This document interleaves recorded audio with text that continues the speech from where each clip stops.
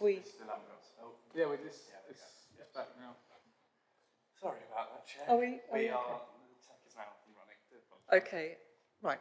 Going to start again.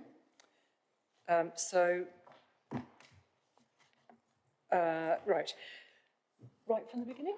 Right from the beginning, I'm sorry, Chair. Okay, thank you. So, welcome to the Licensing Committee, which is at South Cambs Hall and on Thursday the 19th of October at 10 a.m. And I'm advised that we're quorate and we need to take, firstly, apologies for absence. Thank you, Chair. As you've stated, we are quorate, but we have apologies from the Vice Chair, Annika Osborne, as well as from Councillors Sunita Hansraj, Jose Hales, Corin Garvey, Shrabona Bhattacharya, Judith Rippeth and Bunty Waters. Thank you. Oh, and sorry, we've got Councillor Peter Sanford attending online. Thank you very much. So I'd like to go around the room to clarify who's here. So Councillor Howell, would you like to introduce yourself? With a déjà vu here, Chairman. My name is Mark Howell and I am one of the members that represent the Caxton and Papworth ward. Thank you very much. And Councillor Redrup? Good morning, my name is Councillor Lisa Redrup and I'm one of the members that represents Harston and Comberton ward. Thank you. And Councillor Wilson? Good morning, I'm Councillor Eileen Wilson and I represent Cottenham ward. Thank you. And I'm Councillor Anna Bradnam and I represent Milton and Waterbeach ward. So other people and Councillor Sandford, would you like to introduce yourself? Yeah, thank you, Chair. Peter Sanford, the other member for Caxton and Papworth ward. Thank you. So other people in the room include Rachel Jackson. Thank you, Chair. Rachel Jackson, Principal Officer for Licensing. Thank you. And our staff streaming the event. Aaron? Oh, well, I'm not actually set up on a microphone. But Oh, okay. So we have Lawrence Damery Homan producing the meeting and Aaron Clark. Aaron Clark, yeah, Clark for the meeting today. Thank you, Chair. Thank you very much. And also online we have our legal advisor. Would you like to introduce yourself? Hello, my name's Felicity Girlsborough. I'm a barrister who's just started as your licensing officer. Thank you. You're rather distant. I don't know whether your microphone is close enough to your mouth or something like that.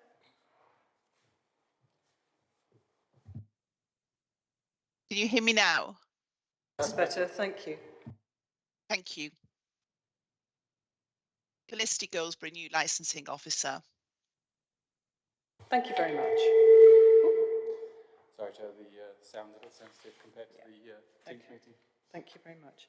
So, members, does anybody have a declaration of interest with regard to this policy? Okay, thank you. So, we have the minutes of the previous meeting, which was a long time ago, 5th of October 2022. Members, there are some of us here who were there then. Does anybody want to confirm that they're happy with the accuracy of the minutes? Yeah, okay, I'll propose, and if... could I just ask for some clarification on the second paragraph of section 3, please? Yes. Just where it says members were provided with evidence that supported CCTV in vehicles, excluding executive ones, but the principal license officer that there was no evidence to suggest a pressing need nor proportion to mandate CCTV in exempt vehicles. I just wasn't sure that quite made sense. The grammar isn't quite there, is it? Just for a record, was it that the licence officer reported that there was no evidence to suggest a pressing need for exempt vehicles? Can I suggest that we... are you able to clarify what that was, Rachel? Yeah, thank you, Chair. I think the word just reported is suffice there. So members were provided with evidence that supported CCTV in vehicles, excluding executive, and I would actually prefer that to say vehicles. But the principal licensing officer reported that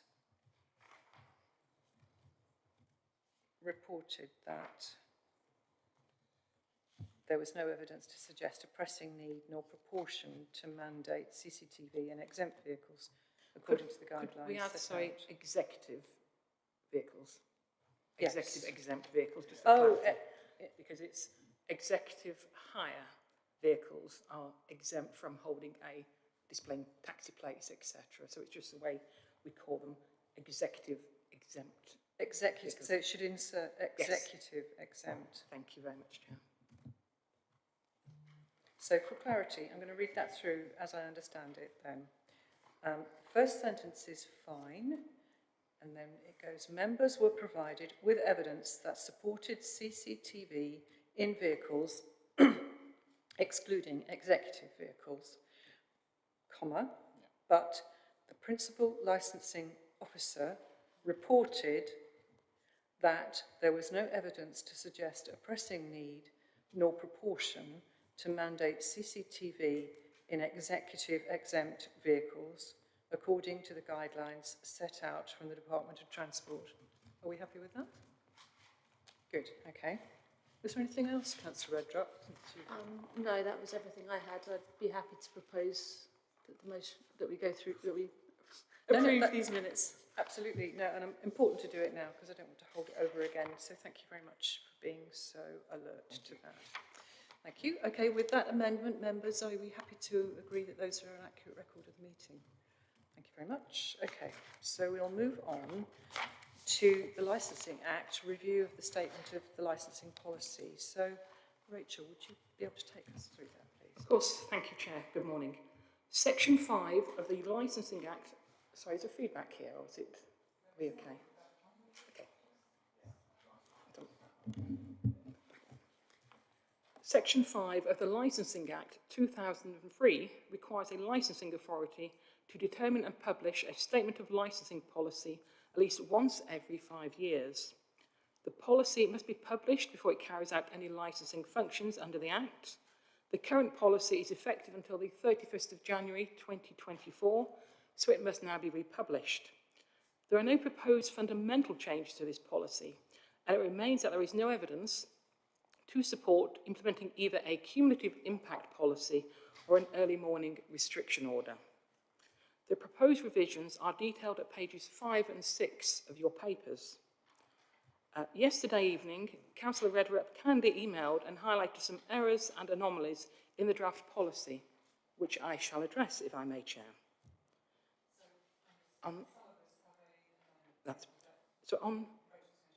Thank you very much. So on page 13 of your bundle papers, get to page 30, everyone at page 13, and paragraph 1.11 actually should have been deleted. That is obsolete, and it should have actually been deleted from the current policy. Okay. So delete 1.11. So 1.11 is deleted. Correct. Thank you, Chair. Okay. The next paragraph, paragraph 1.12, the final sentence on the 5th line down, which starts a full equality impact assessment. This part should have been deleted from the current policy again, as it is obsolete and that has been addressed. Yes. Can you confirm it has already That's been correct, addressed? yes. So that final sentence is deleted. Interestingly, I had put, by when? Okay, thank you. And then page 16,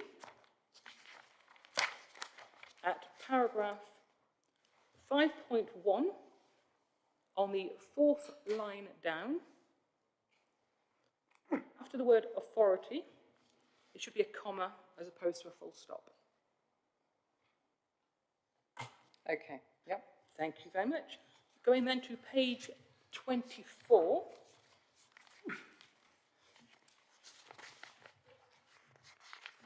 This is paragraph 17.3.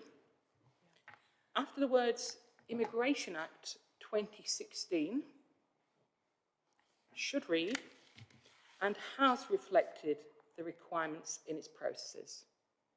So it's now past tense, yes, rather than it has all been completed. Okay. And so, then, and will reflect will be changed to and has reflected. That's correct, Chair. Thank you. Okay. And then at page 25, at paragraph 20.4, this should read, where a standard 10, which is a temporary event notice, has been subject to representation. And then the sentence continues, the licensing authority must consider. The words was given should be replaced with Has been subject to representation. That's correct, Chair. Thank you. Finally, unfortunately, my error, there have been 2 errors on the email addresses, and of course these will be rectified before the final policy. Sorry, before you go on from that. Of course, Chair, yes. In 21.2, the 4th line down, there's a misspelling. The authority would wish operators to notify the licensing officer of any intention is spelled with a T, not an S. Thank you. Chair, you get the bonus point. Thank you. No, I think Councillor Redrup gets most of them. No, Councillor Redrup got the brownie points. You get the bonus point. You get the bonus point. Okay, and there was one about email addresses. Correct. I inadvertently added an extra ENV to the environmental health email, and Page are we on? that was on the contacts page. So page 28. 28. Yeah. First of all, the Cambridgeshire... Oh, yes. Yeah, Cambridgeshire Social Services, unfortunately. I was getting a bit carried away with that, unfortunately, my cut and pasting, so apologies. We have an extra cambridgeshire.gov.uk for Cambridgeshire Social Services and an extra ENV in environmental health. Okay. I think I must have had too much coffee that day, so apologies for that. Okay. So the actual address is envhealth without a dot? It's env.health okay. at scams.gov.uk, so that's correct. Okay, right. Thank you, Chair. So did anybody else have anything that they... Yes, Eileen, Councillor Wilson, just while we're going through the typos. very first page of the paper, it doesn't have agenda item 4, it doesn't have the date. Is that on purpose? It's not on purpose. To be honest with you, what happened was, Councillor Wilson, I submitted the draft to Democratic Services before the date of the committee had been set. So I must admit, I only picked that up this morning, so thank you. So in the title of the paper, where it should says Licensing Act 2003, Review of Statement of Licensing Policy. It's at the top, the report to licensing committee. Oh, I see. I've omitted the date on there, so it should read the 19th of October. Okay. Right, thank you. Sorry, yes, that's fine. Lovely. Okay, right. Are we all done with typos and things? Good. Thank you, Chair. Sorry, so do carry on then. That was the end of of my introduction, so unless there are any questions of me, thank you. Okay. So, members, I suggest then, so Rachel has kindly provided us with the policy, including the amendments that she has referred to on page 6 of our papers. So there are some removals from policy of unnecessary things. There are some revisions to policy as specified, and some additions to policy, and some additions to Annex A. Now, I think probably what might be a good idea is just to go through those one by one, don't you think? Unless you think there's another way of doing it. So, shall we just, it's obviously difficult to see where things have been removed, and I think with your permission, members, I'll accept those as having been removed. I have got the old policy with me, but I think I'm going to accept the officer's view that those things are reasonably removed. But can we look at the updating the live music exemptions, which is page 5 of the policy, page 14 of our agenda.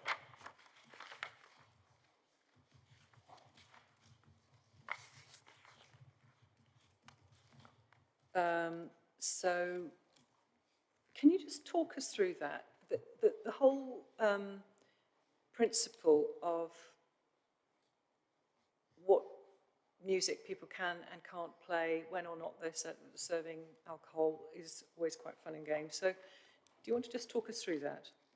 Of course, thank you. There's been quite a few changes in the Live Music Act, so sometimes it's quite hard to keep tabs on them all, to be quite frank. Some, first of all, it relates to unamplified music. Now, basically the provisions are, if you are a licensed premises, so a pub with a beer garden, which has not got hours stipulated on its licence for covering the beer garden, you are entitled to have live music, regulated entertainment until 11 p.m. Monday to Sunday without any conditions whatsoever being imposed on there. The only way that could be removed is if we get a representation or an objection from the public, we have a review, and it comes to your committee. So, for example, we have an issue with noise, and they want to apply to extend their operating hours. You can still not touch the Live Music Act exemption there until 11 o'clock. They can still do what they want, obviously noise nuisance controls, etc. But the only way to remove that exemption is via a full formal review hearing. So I say lots of different permissions to enable smaller events. The idea, I think, was probably to like have a play or a community event and festival kind of going ahead. But basically, if it's small numbers, they often, where small numbers of regulated entertainment, the rules always apply still. Where alcohol is sold, a temporary event notice is always required. So in a nutshell, Chair, it's if the entertainment is going on after 11 o'clock, or if the licence currently precludes the area, that would then require a licence. If, for example, a sports hall, which doesn't have the benefit of a premises licence, doesn't have the benefit of an alcohol licence, wishes to have a disco and alcohol, that would need a temporary event notice. Okay. So can you just clarify for me if, obviously in principle, most of these events continue quite happily and respect people's entitlement to a quiet life. But so the redress against this is if people raise a complaint, and if there are sufficient complaints, then that would trigger a review of the licence. Any other options? Before the review, I mean, we see the review very much as a very, very final last resort, of course, because, of course, coming to your committee, the licence could be curtailed, could be removed, etc. So where we receive any noise complaints, we work very closely with our environmental health officers, the noise nuisance team. They will look at to see whether it's a substantiated complaint. We have noise monitoring teams who will go in there and monitor the noise nuisance. If we cannot reach a compromise with the premises, often we can. Most people are quite reasonable and wish to protect their business and, you know, work in harmony with the local amenity. If not, then of course environmental health put noise abatement notices onto the premises, and of course they themselves could apply for a review. The only reason I ask that is actually taking the records required to provide the evidence that there is a noise nuisance is quite onerous on the residents. It takes quite a long time. They have to have experienced disturbance late at night for some time in order to keep the sufficient diary records to provide the evidence. So they can raise an issue straight away with officers, and officers, if they feel it's substantiated, then they can go in and investigate and discuss. And it's only if nothing comes out of that discussion that we then go on to a panel hearing. Members, does anybody else want to ask any questions about that? No? You're happy with that? Okay then, thank you very much, Rachel. So the next element was the revision at element 5, paragraph 5 on page 16, which was the cumulative impact. And in fact, I had a query here just before we go into the detail.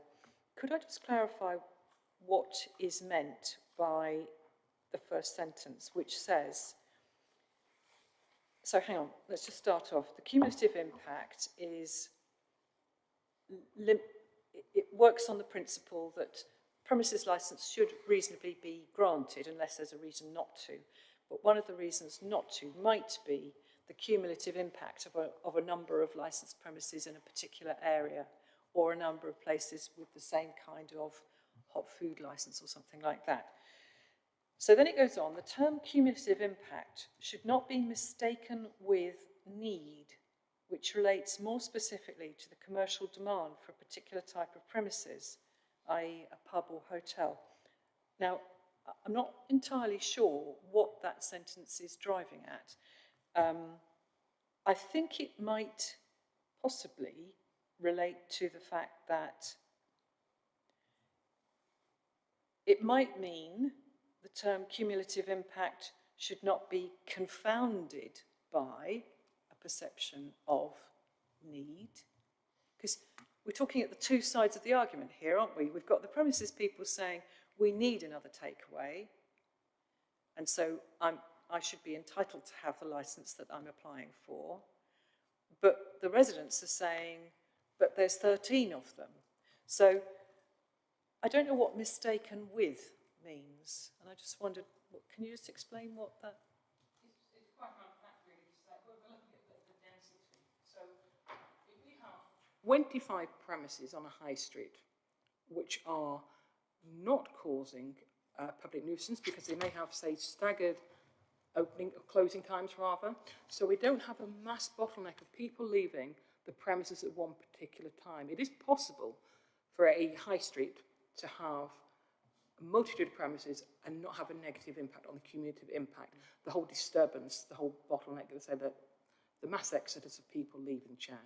So that's what they're saying. So the suggestion is here, which again, this is actually a historic comment, and it's more of a statement to say, need, the argument of, I have to justify this, I want another takeaway here. Is there a need for this? That is actually under the remit of development control. It's saying it's not a licensing matter, but it's saying that the planning consent, the approval, the high street planning, the planning teams, it's their project that would look at, is there a need for this? So it's actually, it's an interesting historic comment in here. So it's not really need, is it? It's planning justification. Business, yes. Yes? Yes, so that's correct. So are we saying that they're saying that the issue of need is a matter to be dealt with by development control, and this is the argument, yes, there's a reasonable case for having three different types of there's a takeaway or three different hubs on the same. But I don't think mistaken with works there. So it might mean the term cumulative impact, because it's the opposite side of the argument, so it can't be, do you see what I mean? It doesn't, so I'm thinking, does it mean the term cumulative impact should not be confused with, or not, the argument that there is a cumulative impact on the environment should not be considered here, because that's a planning matter. That is the perfect Can word for this. Can I suggest we go away with this particular paragraph and come back? Are we allowed to do that, legal? Can we? Chairman, may I come in? And may I suggest that we give delegated authority to yourself? Yes, exactly. To resolve this issue, and that be the... Thank you very much, yes. I don't know if I've got a second to that. Great, okay, so I'll thrash this out with Rachel and we'll get some wording with legal to understand what the function of this distinction is. Thank you. Okay, so then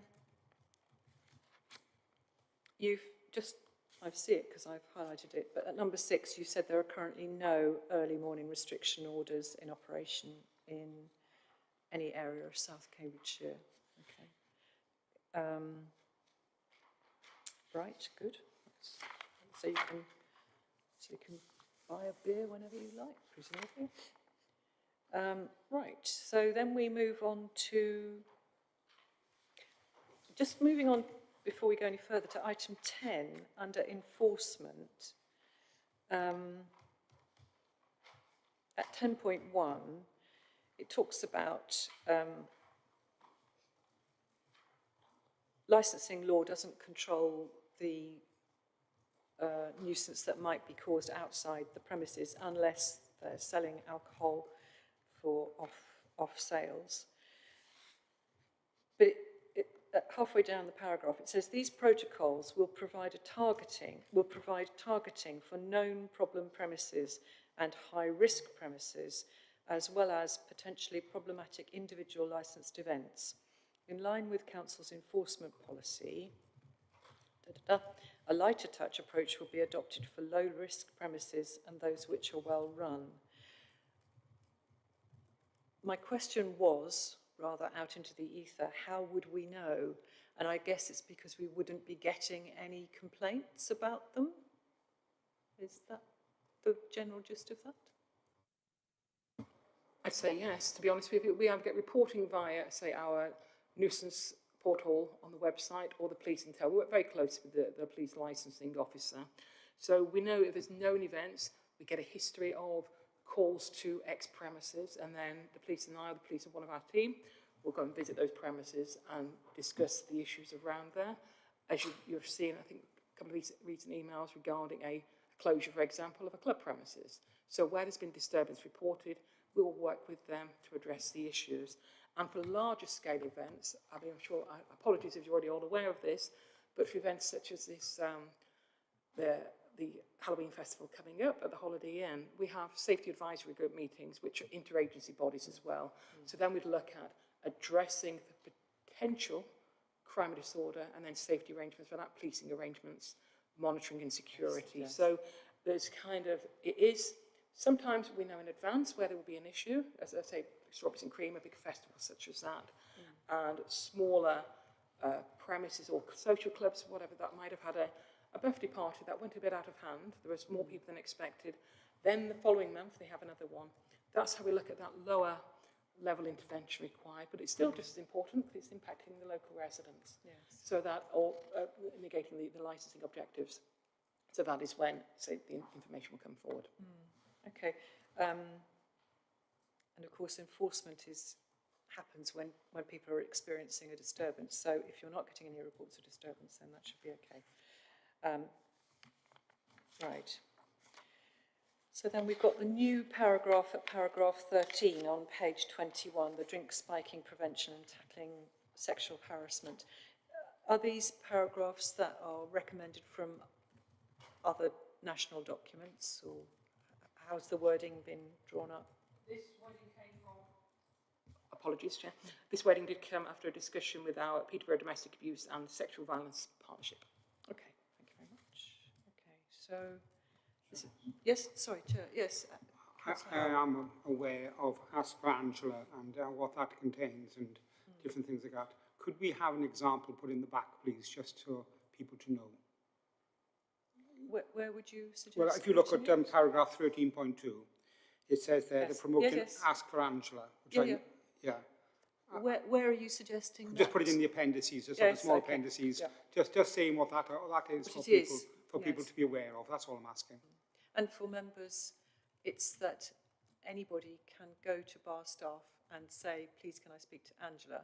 Yeah. And the bar staff are understand that means, please can you get me a taxi home? Get me a taxi home. So there's different, on some of them there's different stages, Ask for Angela, or I just need to be escorted out to the building or whatever. So if you could just do that, please. Thank you. Yeah, so an explanation in an appendix. Councillor Howells, would a link to the Ask for I'd be fine with a link. Yeah, no problems at all. Yep. Yeah. Okay. Because I think there is an Ask for Angela website or something. But yes, that's helpful. And yes, it does take more than one for it. Might just please, would you put me somewhere safe for 10 minutes? Yeah. Okay. Righto. And in fact, only in yesterday's paper there was a report of a young woman who believed her drink had been, not her drink had been spiked, but that she had actually been injected. Somebody brushed into her in a club, and that she suddenly felt ill afterwards. And when she looked, there was evidence of a needle injection in her thigh, which had been done when this person bumped into her. So, all very worrying. Right, okay. Moving on then, the next section that's new is under large-scale events and festivals, and is at 1513 on page 22, about organisers of large events. 1513? Sorry, 15.3. Sorry, thank you. So, Rachel, do you want to take us through this? Again, Chair, this following the... Sorry, did Councillor Rudge, I realised that you had your hand up as well before. It was, it's already been addressed. Thank you. Okay, thank you. Sorry, Rachel, do carry on. Thank you, Chair. This was just following discussions with, again, it came from the domestic violence team, looking at how can we make reference to the more high risk, we say, festivals and events. So this was kind of a combination of discussion between that team and our environmental health officers. So it's kind of a direct lift from what has been requested there.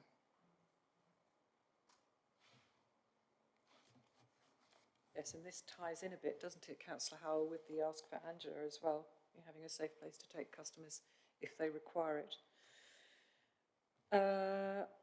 Right. The next element is 15.8, and I had a question here. So this is the addition of where considered necessary and where resources allow, the environmental health team will look to monitor certain large-scale outdoor events to ensure compliance with noise-related licence conditions in relation to the prevention of public nuisance.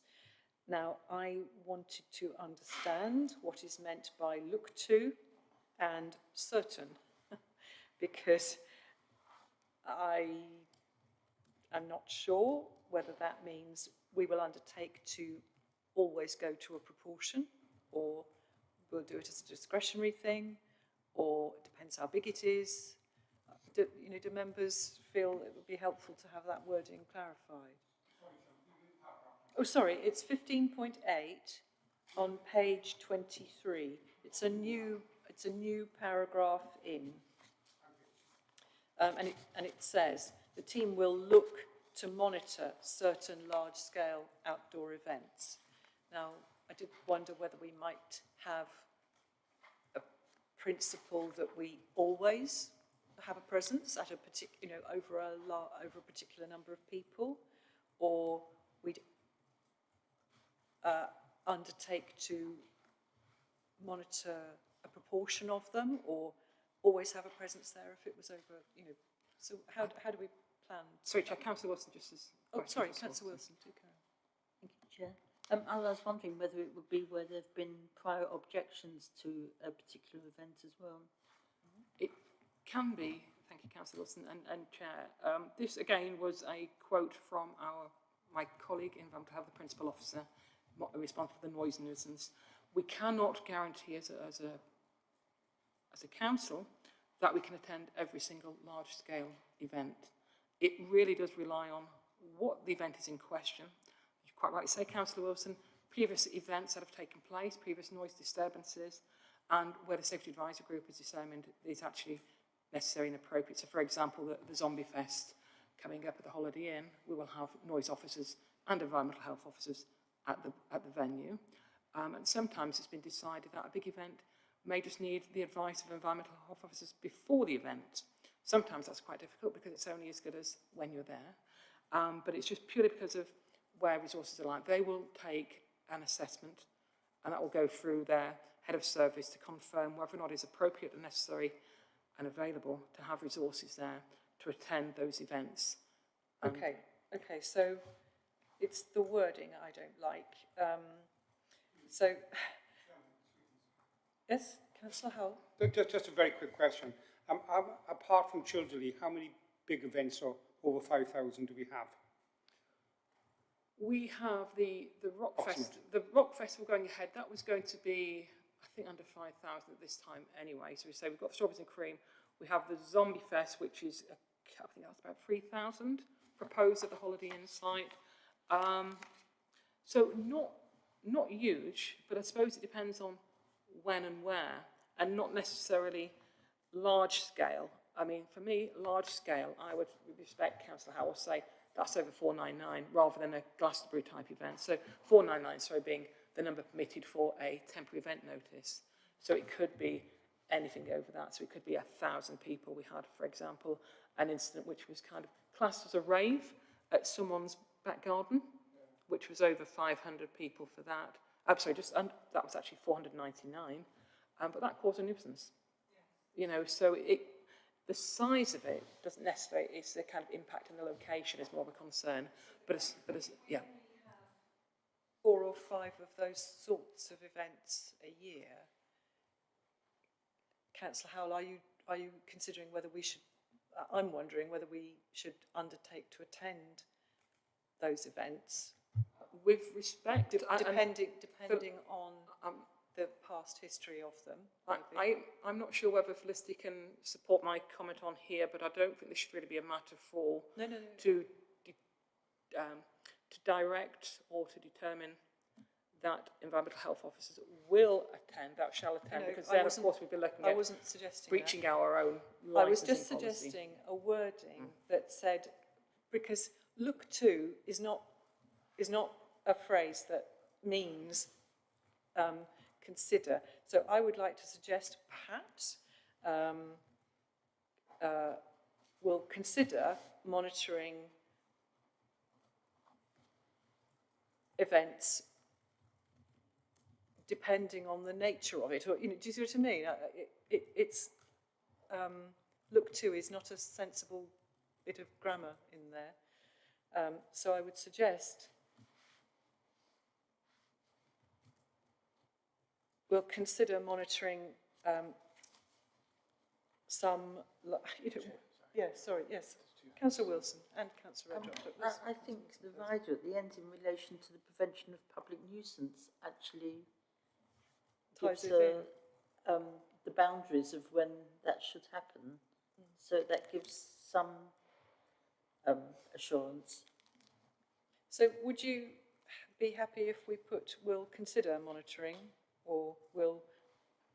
Chairman, I have no problems with consider at all, but one of the things I would like to know is, and I don't think today is the time for it, is what happens when the person's there and what can they actually do at any one particular time. So it would be interesting for us to know, you know, have you got the authority then to shut down the whole event, or do you turn the music volume down, or what is the purpose going to be of the person wandering around? Because they're going to be a very isolated person or individual or team if they decide to close the whole event down. There's 5,000 people there. So it would be interesting to know what is going to be their purpose once it... Because I know we have had environmental health officers at Strawberries and Cream in the past. I know officers have attended in order to see what was going on. So I don't think Strawberries and Cream is going to be as difficult as maybe no, a rave. and it's much better now. It's much better now. And indeed, you know, we had the example of the large event at near Linton that in fact was remarkably civilised, whereas in fact the one where they hadn't had the safety advisory group visit had been causing people a lot of nuisance. So can we just, sorry, Councillor Redrock, you wanted to speak. It was just to try and suggest some wording to Thank help Chair, that was all. But then I was looking at it and it starts with where considered necessary and where resources allow, so that is kind of controlling it before you get to the part of the sentence that you're thinking about. So then I was wondering about more of a rearrangement, so it was getting more complicated. But Ms Jackson was saying about performing an assessment to consider if attendance was appropriate, and so I wondered if that kind of language would be helpful in this, to actually put in sort of more of the process that would take place, you know, so that for a large scale outdoor event, environmental health will assess whether attendance is appropriate. Yes. And then look to attend if resources allow, or something like that. Okay, we're getting some wording there. For a large-scale outdoor event, environmental health will assess the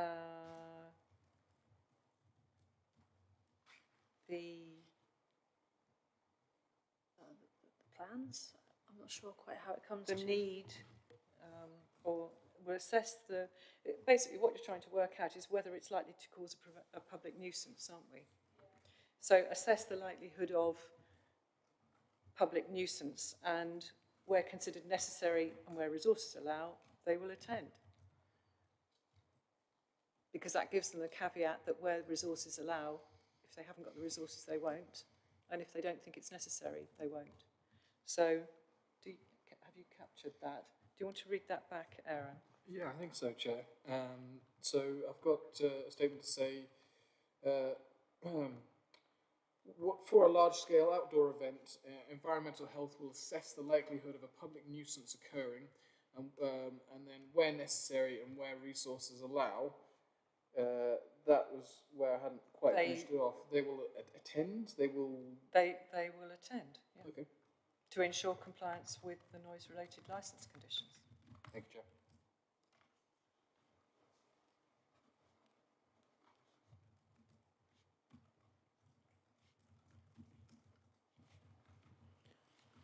And what I will do, Chair, as well, just following on what Councillor Howell has requested, I will ask our EH practitioners to kind of give you an outline of what steps can be taken, and I'll circulate that to you all. And also, shall we, with your permission, can I suggest we also bring this one back to the Chair for final agreement on the wording? I'm happy with that, Chairman. Is that okay? Thank you very much. Okay, thank you, Aaron. Right, then moving on, next paragraph, 16, alcohol delivery services. This is a new section. I just wanted to take us straight to 16.4. It's talking about, this is the situation where people have ordered alcohol online or by phone and are getting it delivered to their home or to somewhere else or business premises. And at 16.4 it says there is also an expectation that business websites will make it clear that sales may not be fulfilled if appropriate ID is not provided. And I think we should add in the words by the recipient, because I might, as an adult, order 20 cans of lager and have it delivered to my home.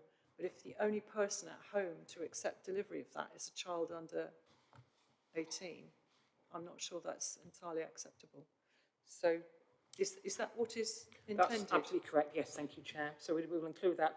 If appropriate ID is not provided by the recipient. It's the person receiving the delivery, whoever that is. So, well, it's by, I think we should really say by the recipient, because actually, I mean, you have to be over 18 to go onto a website to purchase the alcohol.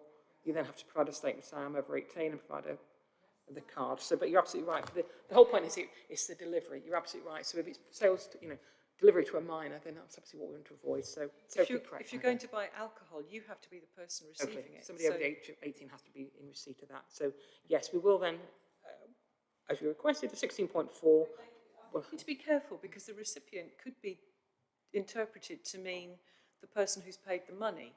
And actually what I mean is the person on the door who's accepting the delivery. I think that's very clear to say the recipient. Okay. It is a person who is receiving the goods at the door. Yeah. For online delivery, that is it. So takeaway with a bottle of wine, they would have to be over 18 when they're delivering the pizza and the bottle of wine. Okay. Thank you very much. So did you want to take us through that at all? Okay, just to confirm, thank you, Chair, that 16.4 will read, there is also an expectation that business websites will make it clear that sales may be not fulfilled if appropriate ID is not provided by the recipient and that the terms and conditions of sales are robust. Thank you. Are we happy with that, members? Great. Okay, thank you. Right, at 17.3 on page 24, you amended the wording in your update so that it says the Council recognises the introduction of the Immigration Act 2016 and has reflected its requirements in its processes. And then under 20, we've got after open spaces, we've now got 20 temporary event notices. Do you want to take us through that, Rachel? It's a revision. Sorry, it's Revision Act.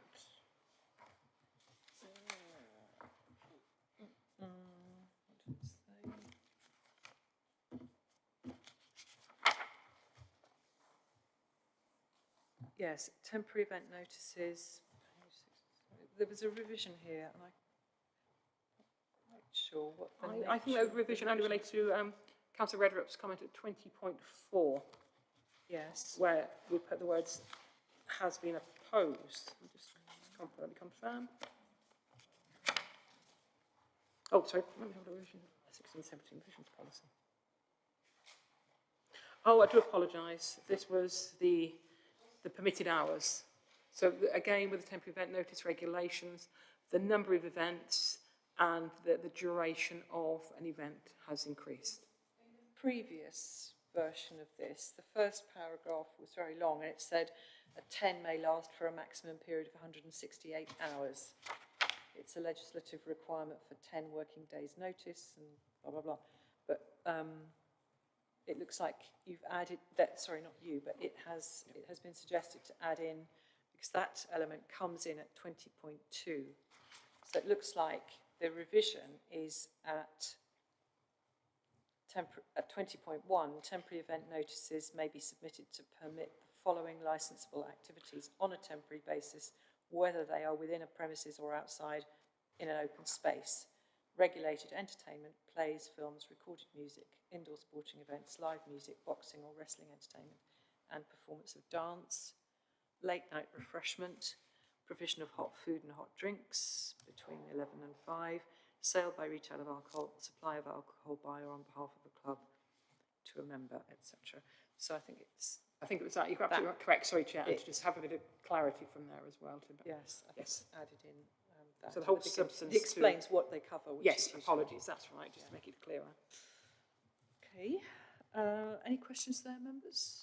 Oh, okay. Right.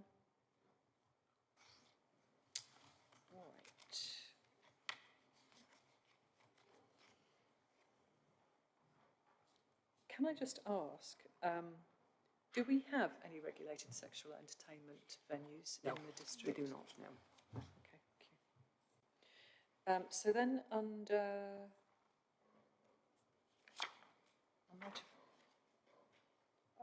I'm not sure. I have a comment, just it's because it's in my head. I don't think it's part of the review, but under licence reviews, I mean, this reminds us that when, because once we give a licence, it goes with the premises, it doesn't go with the people. So sometimes a manager might leave and a new manager might take over and run a rather different exercise using the same licence but with a rather different character, and that's when a review might become the way of reviewing the terms of that licence, because it says it's a key protection for the community where problems associated with the licensing objectives are occurring after the grant or variation of a premises licence. So that's where our residents get their opportunity to have their say. And the other element was simply the, in the body of the paper, was simply the corrections of the email addresses, wasn't it? So then, shall we move on to Annex A? Any comment about this? Ah, here we are. Yes, I had one. So this, do you want to take us through this, the pool of conditions as well? Because I think we asked for this, didn't we? You did indeed. The pool of conditions has been around since the first policy came in, I would imagine. Right, okay. So, yeah, there's nothing new here apart from the additions, as we see, to add a subsection in Annex A, Section 4.4, which was on page 34 of the bundle. 4.4, so that's large-scale events, yes? Correct, that's right. Okay. So it gives us, and this is largely to do with noise, isn't it? Absolutely. So again, from our acoustics team, our noise professionals requesting that comment in there. Okay. Right. So just before we go on from that, can we go back to 2.8, CCTV? And I thought, so it talks about the presence of CCTV cameras can be an important means of deterring and detecting crime immediately outside licensed premises. Conditions may include the need to have CCTV cameras on the premises, the precise positioning of each camera, the requirement to maintain cameras in good working order, and the requirement to retain recordings for an appropriate period. But should we not also have, unless it comes under a different aspect, the requirement to inform the public that they are being filmed? Or does that come under different That would be the legislation? Information Commissioner's Office. So where you have CCTV in a public place or private place, you have to register with them and have that information, and it's part of their enforcement rather than ours. It's not part of our policy. That's correct. Yeah. Okay, right. Thank you. Any other questions, members, on Annex A? No? Okay. Yes, Councillor Wilson. It's the definition of large-scale events. I know that referred to events that are over 5,000 people. But in our village, we have an event every 2 years, which goes over 2 or 3 days, where the whole village could be attending at any one time, but they probably don't. But to me, that seems to be like quite a large-scale event as well, because there's several activities going on at the same time. It's actually large-scale events under the fee structure of the licensing act. We've talked about tens of thousands of people. So again, like a Glastonbury kind of level, 80, 100,000 people. But it would really depend on, obviously, we are very different. We're not a city centre hosting big festivals and what have you. So for us, a large event could be just a little, one person more than a temporary event notice to 500 people. 500 people in a village, a very small community, could be deemed, quite right, as a large event because of the impact it may have on others. So we take the pragmatic approach with regard to that. So large scale typically would be, you're looking at the thousands of people, but you just say, if you're looking at 501 people over 7 days, that's a lot of footfall. So it would depend on the nature, and again, the advisory group would look at where we would need to put any additional mechanisms in there. And this element about the large-scale events is dealing largely with noise, but also with waste management. And the point there is that when it's large, you need to entertain all your people, so it's loud in order that they can all hear. Whereas perhaps at the Cottenham Feast, it's not quite so noisy, but maybe it is. I don't know. So it doesn't relate to the total number of people attending over 3 days, does it? But also Cottenham also always attends a safety advisory group meeting, doesn't it? Yeah, I actually for several years did the health and safety for the event. So I used to come to the safety advisory group and produce a control document with all the health and safety. So I would, and I used the purple book. I was advised to use the purple book. So yes, it is quite a big event in terms of the numbers of people who could be attending, but not all at the same time. But it's in dribs and drabs over 2 or 3 days. So I think the answer is there is no strict definition of what a large-scale event is, because it rather depends what's going on at the event, doesn't it? But it is loosely related to the number of people attending at one time. So the question is, are we happy that we don't have a definition and that we rely on the licensing officers to decide whether something is large-scale or not? Yes? Okay, right. So, moving on towards the end. Just one question here. On Appendix B gives us the table of delegations where different people can make decisions according to what is being asked for. Does anybody have any concerns about that? Okay. And Annex C relates to the procedure to be followed when dealing with an opposed club premises licensing application. And I just wanted to ask, I'm just thinking in terms of planning, we often hear the objectors first and then the applicant afterwards.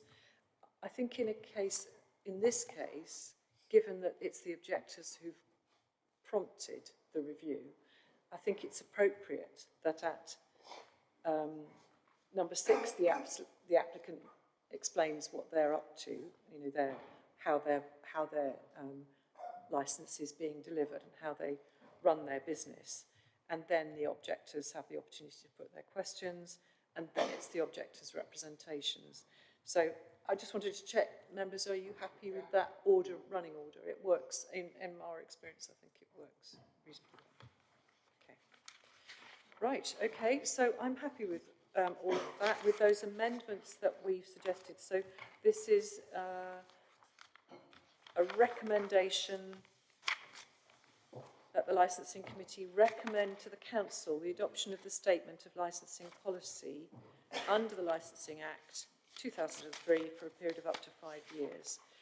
The only other thing I wanted to ask you, members, is whether you feel it would be useful to see the track changes version go to full council. I would have liked to see the track changes version to this committee, because I think it sets it in context. You can see what's been removed, what's being amended, and you can understand what the changes are. So in future, I've asked Rachel if she would kindly bring a track changes version to us. Having gone through it, I'm wondering whether you would like to have a track changes version to go to council, or would you just like the version that we have here to go to council? Chairman, I think that we having the track changes is good. I don't think it'd be good to send people to track changes to council, because that opens up a whole can of worms and people start discussing things again. However, it wouldn't be, if they want to have a link to that, maybe that could be put into the report, a link to the track changes, if you want to. But personally, no. I think they should just be given the fait accompli and that's it.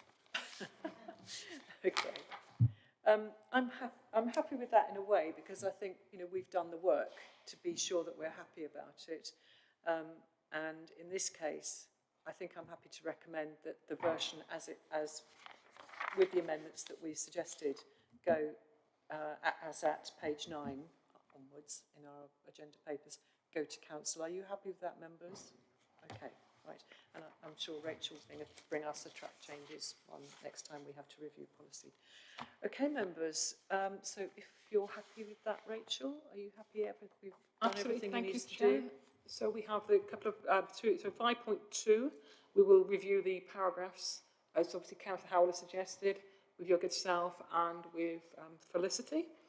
And 13.2, we'll have a link or some further detail regarding Ask Angela. And at 15.8, I know Aaron's got that, the wording of this, but we'll finalise that again.